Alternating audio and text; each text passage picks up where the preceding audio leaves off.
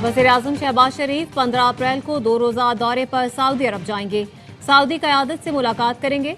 ज़राए के मुताबिक सऊदी अरब से ही तुर्की रवाना होंगे, जहां एनातोलिया डिप्लोमेसी फोरम में शिरकत करेंगे। वज़ीर-ए-आज़म शहबाज शरीफ से जापान के वज़ीर-ए-आज़म का राब्ता।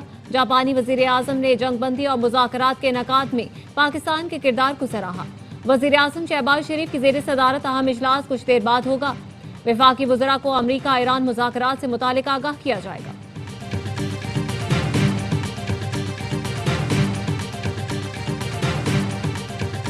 इस्लामाबाद में खामोश सिफारतकारी तेज, सीज फायर डेडलाइन से पहले पेशरफ्त के लिए कोशिशें। ज़राए का कहना है ईरानी वज़ीर ख़ारजा की तेहरान रवानगी से पहले अहम मुलाकात हुई, जिसमें मुज़ाकराती अमल पर गुफ्तगू की गई। इस्लामाबाद अगले मरहले को फैसलाकुन बनाने के लिए मुतहर्रिक। सिविल और अस्करी क़यादत की मुश्तरका सिफारती कोशिशें, आला सतह पर राब्ते जारी।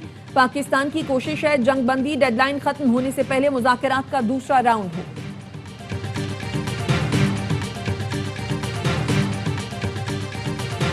ईरान और सऊदी अरब के वज़राए ख़ारजा के दरमियान टेलीफोनिक राब्ता।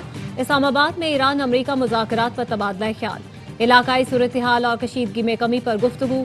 ईरानी और सऊदी वज़राए ख़ारजा ने बाहमी राबते जारी रखने पर इत्तेफाक किया।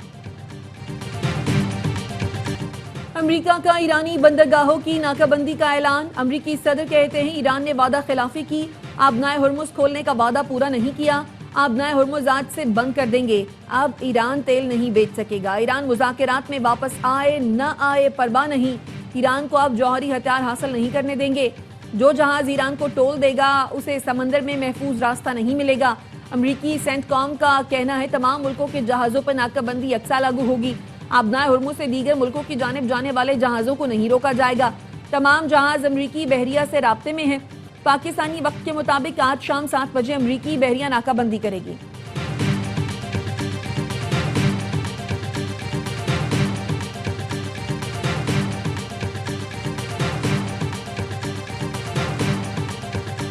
ईरान के अफवाज ने अमरीका की जानिब से बंदरगाहों की नाकाबंदी को गैर कानूनी करार दे दिया।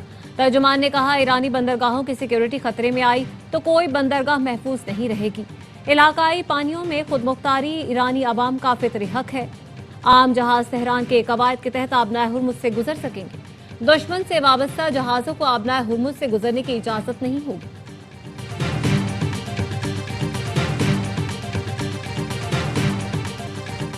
बरतानिया का आबनाए हुर्मुज़ की नाकाबंदी की हिमायत से साफ इनकार। बरतानवी वज़ीर-ए-आज़म कहते हैं चाहे जितना भी दबाव डालें, बरतानिया को इस जंग में नहीं घसीटा जा सकता।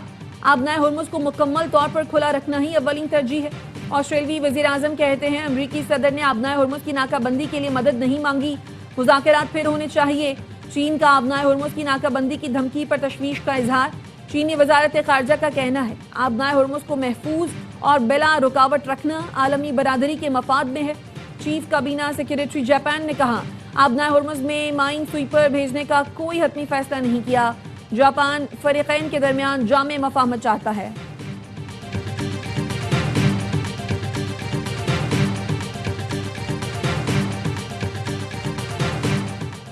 इसराइल ईरान के बाद तुर्की को अपना नया दुश्मन करार दे सकता है।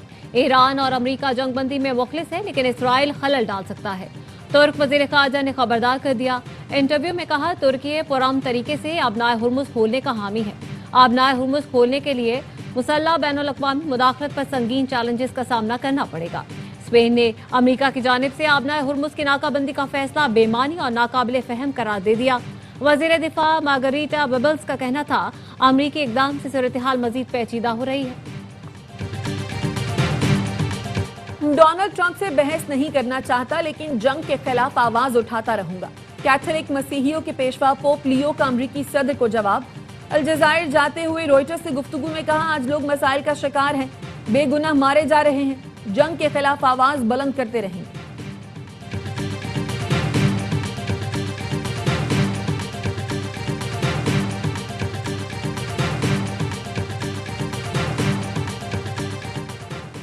चल्लास के इलाके थोर में पुलिस पर फायरिंग से 3 अहलकार शहीद, डीएसपी जख्मी हो गए। तर्जुमान हुकूमत कहते हैं वाक़े की तहकीकात शुरू कर दी। वज़ीर दाखिला मोहसिन नकवी की वाक़े की मज़म्मत।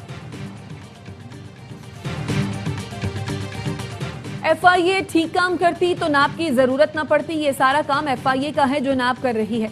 वफाकी वजीर दाखिला मोहसिन नकवी का एफआईए में तैनात नए असिस्टेंट डायरेक्टर्स और इंस्पेक्टर से खिताब। कहा एफआईए जैसे अहम इदारे को सबसे ज्यादा करप्शन खराब करती है। वादा करता हूं आपके हर मसले के हल के लिए मुमकिन हद तक जाऊंगा। आपको भी वादा करना होगा कि एफआईए से करप्शन का मुकम्मल खात्मा करेंगे। कोई एहलकार करप्शन में मुलव्विस पाया गया तो उसके लिए माफी नहीं होगी।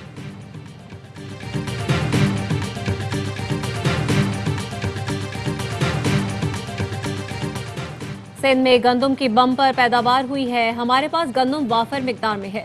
सिंध के सीनियर वजीर शर्जील मेमन कहते हैं शिकारपुर सखर खैरपुर सखर का पीपुल्स बस का रूट शुरू करेंगे। बिलावल भुट्टो के वज़रा को हिदायत है कि अवामी मंसूबों को तरजीह दें। पोलियो मुहिम से मुतालिक सब हिस्सा डालें और एक दूसरे को आगाही दें।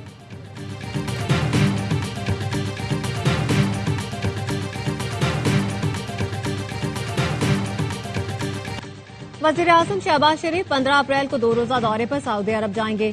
सऊदी क़यादत से मुलाकात करेंगे। जराये के मुताबिक सऊदी अरब से ही तुर्की रवाना होंगे, जहां एनातोलिया डिप्लोमेसी फोरम में शिरकत करेंगे।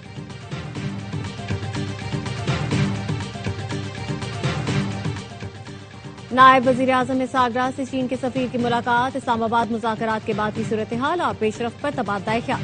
चीनी सफीर की अमरीका ईरान मुज़ाकरात में पाकिस्तान के किरदार की तारीफ।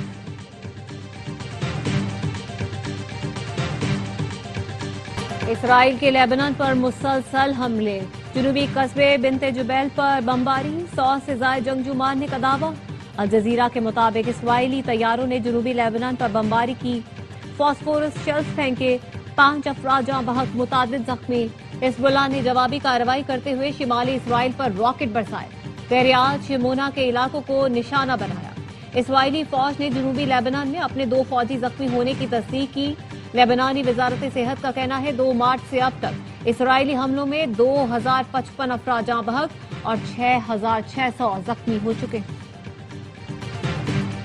पाकिस्तान स्टॉक मार्केट में मंदी। 100 इंडेक्स में 6000 से ज्यादा पॉइंट्स की कमी देखी गई। इंडेक्स 1,60,952 पॉइंट्स की सतह पर आ गया।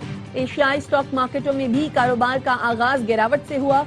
टोक्यो का निकाई इंडेक्स 2% और जनूबी कोरिया का कॉस्पी इंडेक्स 1.1% कमी के साथ खुला। हांगकांग के हैंग सेंग और शंघाई कंपोजिट इंडेक्स में 1% कमी। मुंबई सेंसेक्स इंडेक्स में 2%, निफ्टी 50 में 1.8% कमी देखी जा रही है।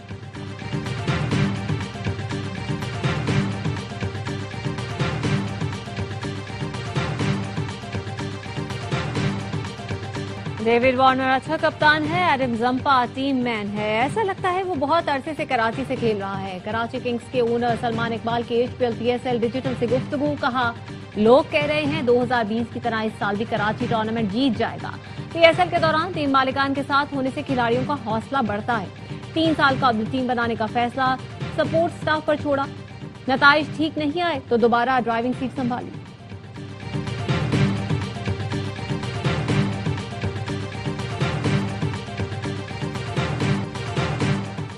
HBL PSL 11 में आज पेशावर ज़ल्मी और मुल्तान सुल्तान्स की टीमें नेशनल स्टेडियम कराची में मद्दे मुकाबला आएंगी। जो भी टीम जीतेगी पॉइंट्स टेबल पर पहली पोजीशन हासिल कर लेगी। मेगा इवेंट के तमाम मैच देखिए ए स्पोर्ट्स पर बराह रास्त। सोने और चांदी की कीमतों में कमी। फी तोला सोने की कीमत 1600 रुपए कम होकर 4,95,362 हो गई। 10 ग्राम सोने की कीमत 1371 रुपए कमी से 4,24,693 रुपए पर आ गई।